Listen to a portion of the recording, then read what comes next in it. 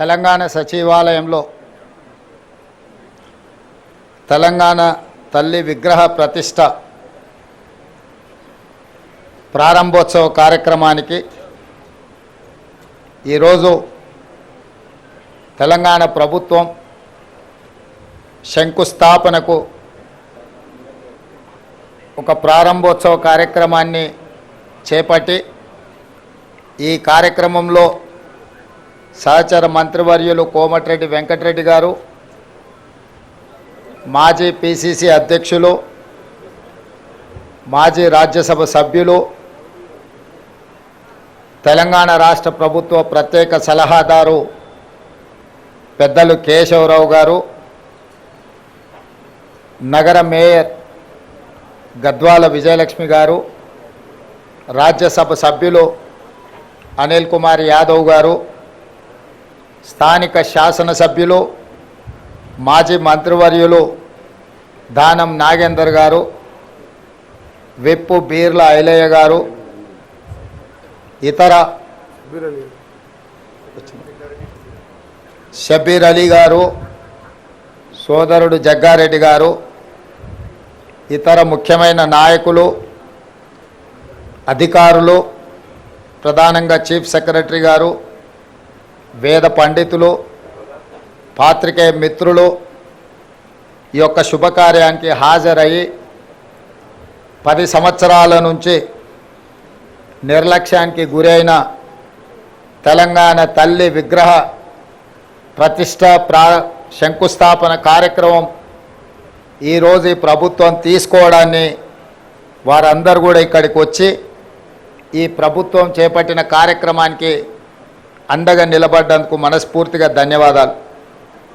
వాస్తవంగా ఈ కార్యక్రమాన్ని పెద్ద ఎత్తున చేపట్టాలన్న ఆలోచన ప్రభుత్వం చేసినప్పుడు వేద పండితులను సంప్రదిస్తే ఈ రోజు తర్వాత మళ్ళీ దసరా వరకు మంచి రోజులు లేవు, ఈ కార్యక్రమాన్ని ఈరోజు చేపట్టవలసిందిగా వేద పండితులు నిన్న సూచన చేయడం జరిగింది. అందుకే చాలామంది మంత్రివర్యులు ముందస్తుగా నిర్ణయించిన కార్యక్రమాలలో ముఖ్యంగా ఉప ముఖ్యమంత్రి గారు కేరళ పర్యటనలో ఉన్నారు. మిగతా మంత్రివర్యులు కూడా ఇతర కార్యక్రమాలలో ముందే వాళ్ళ కార్యక్రమాలు నిర్ధారించడం వల్ల పెద్ద ఎత్తున ఈ కార్యక్రమాన్ని ప్రభుత్వం ఏర్పాటు చేయలేకపోయింది. ఏది ఏమైనా సంకల్పం పట్టుదల ఉంటే ఏది అసాధ్యం కాదు అని తెలంగాణ ఉద్యమకారులు తెలంగాణ ఉద్యమాన్ని, తెలంగాణ రాష్ట్ర సాధనను నిరూపించారు. వెంకటరెడ్డి గారు చెప్పినట్టు 60 సంవత్సరాల యొక్క ఆకాంక్ష శ్రీమతి సోనియా గాంధీ గారు ఇచ్చిన మాట నిలబెట్టుకోవడానికి వారి మాటే శిలాశాసనం. ఒక్క మాట చెప్పిండ్రంటే అది చరిత్రలో సువర్ణ అక్షరాలతో లిఖించదగిన విధానమని 2004 కరీంనగర్లో వారిచ్చిన మాట ప్రకారం 2014 తెలంగాణ రాష్ట్ర ఏర్పాటు కల సాకారమైంది. 2014 నుంచి 2024 వరకు దాదాపుగా 10 సంవత్సరాల అధికారంలో ఉన్నవాళ్ళు ఎన్నెన్నో నిర్మించడం, ప్రపంచానికే ఆదర్శంగా నిలబడ్డం, చాలా విషయాలు గొప్పలు వాళ్ళు ప్రస్తావించడం జరిగింది. నేను పెద్దగా రాజకీయ విమర్శలకు నేను వెళ్ళదలుచుకోలేదు, కానీ 10 సంవత్సరాలు పరిపాలన చేపట్టిన వాళ్ళు తెలంగాణ తల్లిని తెరమరుగున పడవేసిండ్రు. ఎందుకంటే తెలంగాణ తల్లి కంటే కూడా వారే ప్రాధాన్యత, వారే తెలంగాణకు సర్వం, నేనే తెలంగాణ, తెలంగాణనే నేను అనే విధంగా గత పాలకులు వ్యవహరించిండ్రు. ఆ విధానానికి కాంగ్రెస్ పార్టీ, ప్రజలెన్నుకున్న ప్రభుత్వం, ప్రజాపాలన ఆ పాత విధానాలకు విరుద్ధం ప్రగతి భవన్ పేరు మీద పెద్ద గడిని నిర్మించుకొని చుట్టూతా ముళ్ళ కంచెలు ఏర్పాటు చేసుకొని వందలాది మంది పోలీసుల పహారాల మధ్యలో వారు భద్రంగా అక్కడ ఉండి తెలంగాణ ప్రజలకు ప్రవేశం లేదు అని నిషేధించిన ప్రగతి భవన్ను ప్రజాభవన్గా మార్చి జ్యోతిరావు పూలే భవన్గా ఈరోజు తెలంగాణ ప్రజలు ఏ సమస్యలు ఉన్నా స్వేచ్ఛగా లోపలికి వెళ్ళొచ్చు, అక్కడున్న ప్రజాప్రతినిధులకు అధికారులకు విన్నవించవచ్చు, ఆ సమస్యల్ని పరిష్కరిస్తాము అని చెప్పి గడిగా మారిన ప్రజాభవన్ను ఈరోజు వాళ్ళు ప్రగతి భవన్ పేరు మీద ప్రజలకు దూరం చేస్తే ప్రజాభవన్ పేరు మీద మన ప్రభుత్వం ప్రజలకు అందుబాటులోకి తీసుకొచ్చి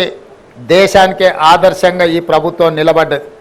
అదేవిధంగా సచివాలయం తెలంగాణ పరిపాలనకు గుండెకాయ. తెలంగాణ ప్రజల యొక్క ఆకాంక్షలు నెరవేరాలన్నా, తెలంగాణ రాష్ట్ర అభివృద్ధి జరగాలన్నా ఈ సచివాలయం నుంచే విధానపరమైన నిర్ణయాలు జరగాలి, ప్రజాప్రభుత్వం పరిపాలన సాగించాలి, మంత్రివర్గ సహచరులు ఇక్కడి నుండే నిర్ణయాలు చేయాలి, ప్రజలు వాళ్ళ యొక్క విజ్ఞప్తులను వాళ్ళ యొక్క సమస్యలను తెలియజేయడానికి ముఖ్యంగా మంత్రులు ప్రజలకు అందుబాటులో ఉండాలి. ఇది సచివాలయ విధి విధానాలు. కానీ 10 సంవత్సరాలు మంత్రులు కానీ ముఖ్యమంత్రి కానీ ఆనాటి ప్రజాప్రతినిధులు ఎవరు కూడా ప్రజలకు అందుబాటులో లేకపోవడం, ప్రజలకు సచివాలయంలోకి ప్రవేశమే నిషేధం జరిగింది.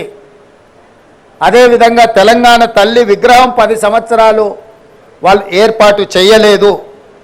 దాదాపుగా 22.5 లక్షల కోట్ల రూపాయల ఈ 10 సంవత్సరాల ప్రభుత్వం ఆనాటి ప్రభుత్వం ఖర్చు పెడితే తెలంగాణ తల్లి విగ్రహానికి అయ్యే 1 కోటి రూపాయలు అవుతుండొచ్చు మహా అంటే. అయినా వాళ్ళకు మనసు రాలేదు, తెలంగాణ తల్లి విగ్రహం పెట్టలేదు. ఈరోజు దేశం కోసం ప్రాణాలు అర్పించిన శ్రీ రాజీవ్ గాంధీ గారి విగ్రహం ఇక్కడ ఒక పక్కన డాక్టర్ బాబాసాహెబ్ అంబేద్కర్ గారి విగ్రహం, ఆ పక్కన శ్రీమతి ఇందిరాగాంధీ గారి విగ్రహం, ఆ పక్కనే పివి నరసింహారావు గారి విగ్రహం, ఇంకొక పక్కన అంజయ్య గారి విగ్రహం, ఆ పక్కన కాకా వెంకటస్వామి గారి విగ్రహం, వీళ్ళందరి విగ్రహాలు నెక్లెస్ రోడ్లో జైపాల్ రెడ్డి గారి సమాధులు, ఇవన్నీ కూడా ఈ దేశము ఈ రాష్ట్రము యొక్క ఏర్పాటులో కీలక పాత్రలు పోషించిన వాళ్ళ యొక్క గుర్తింపు ఆనవాళ్ళు ఇక్కడ ఉన్నాయి.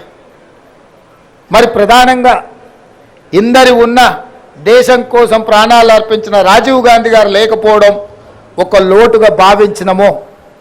ఆ పక్కన అమరవీరుల స్తూపం తెలంగాణ కోసం అమరులైతే సచివాలయానికి అమరవీరుల స్తూపానికి మధ్యలో దేశం కోసం అమరుడైన రాజీవ్ గాంధీ గారి విగ్రహం ఉండాలి. ఎందుకంటే మాజీ ప్రధానమంత్రి ఇందిరాగాంధీ గారి విగ్రహం, పివి నరసింహారావు గారి విగ్రహం, వారితో పాటు రాజీవ్ గాంధీ గారి విగ్రహం ఉండాలని మేధావుల సూచన మేరకు ముందలో ఉన్న పార్కు కొంతమంది వ్యక్తులు వాళ్ళ కోసం ఆ స్థలాన్ని పక్కన పెట్టి వాళ్ళకు కావాల్సినప్పుడు విగ్రహం పెట్టుకోవాలని ఆలోచన చేస్తే దేశం కోసం ప్రాణాలు ఇచ్చిన రాజీవ్ గాంధీ గారి విగ్రహాన్ని మేము అక్కడ పెట్టడం జరిగింది. రాజీవ్ గాంధీ గారి విగ్రహాన్ని ఏర్పాటు చేయడానికి కూడా వివాదం చేసి దానికి తెలంగాణ తల్లి విగ్రహానికి ముడిపెట్టిండ్రు. నేను తెలంగాణ ఉద్యమకారులకు, అమరవీరుల కుటుంబాలకు, తెలంగాణ మేధావులకు విజ్ఞప్తి చేయదలుచుకున్నా. 10 సంవత్సరాలు మీరు ముఖ్యమంత్రిగా ప్రభుత్వంలో ఉన్నప్పుడు ఎక్కడే కానీ తెలంగాణ తల్లి విగ్రహాన్ని ఏర్పాటు చేయలేదు. అందుకే ఈరోజు కాదు, జూన్ 2 నాడే నేను చెప్పిన సచివాలయం లోపల తెలంగాణ ప్రజలకు పరిపాలన గుండెకాయ అయిన సచివాలయంలో తెలంగాణ తల్లి విగ్రహ ప్రతిష్టను ఏర్పాటు చేస్తామని జూన్ 2 నాడు నేను అధికారికంగా ప్రకటించిన. ఈ విగ్రహం యొక్క నమూనాను JNTU fine arts college principal మన తెలంగాణ బిడ్డ వారికి ఈ నమూనాను తెలంగాణ ప్రజలు ఏం కోరుకుంటున్నారు, తెలంగాణ తల్లి అంటే దర్పం ఉండాలి, పోరాట పటిమ ఉండాలి, భవిష్యత్ తరాలకు స్ఫూర్తిగా ఉండాలి.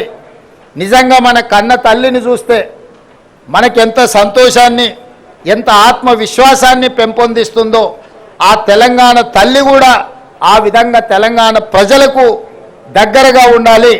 కొద్దిమంది దొరలకు గడీలలో ఉండే వాళ్ళ యొక్క ఆనవాళ్లతో తెలంగాణ తల్లి ఉండకూడదని ఒక నిర్దిష్టమైన అభిప్రాయంతో JNTU fine arts college principal గారికి మేము విజ్ఞప్తి చేయడం జరిగింది. అందుకే ఈరోజు అక్కడో ఇక్కడో ఎక్కడో కాకుండా తెలంగాణ ప్రజల గుండెకాయన సచివాలయంలో తెలంగాణ తల్లి యొక్క విగ్రహాన్ని పెట్టాలి అని ఈ ప్రజాప్రభుత్వం నిర్ణయం తీసుకొని ఈరోజు శంకుస్థాపన కార్యక్రమాన్ని మనం ప్రారంభించుకున్నాము. డిసెంబర్ 9 మనం విగ్రహాన్ని ఆవిష్కరించుకోబోతున్నాం. డిసెంబర్ 9కు ఉన్న ప్రత్యేకత మీకు తెలుసు. కేంద్ర ప్రభుత్వం యూపీఏ చైర్పర్సన్ శ్రీమతి సోనియా గాంధీ గారి నాయకత్వంలో ప్రధానమంత్రి మన్మోహన్ సింగ్ గారు, అదేవిధంగా కేంద్ర హోంశాఖ మంత్రి చిదంబరం గారు తెలంగాణ రాష్ట్ర ఏర్పాటు ప్రక్రియ ప్రారంభమైంది అని డిసెంబర్ 9, 2009 నాడు వారు ప్రకటించడం జరిగింది.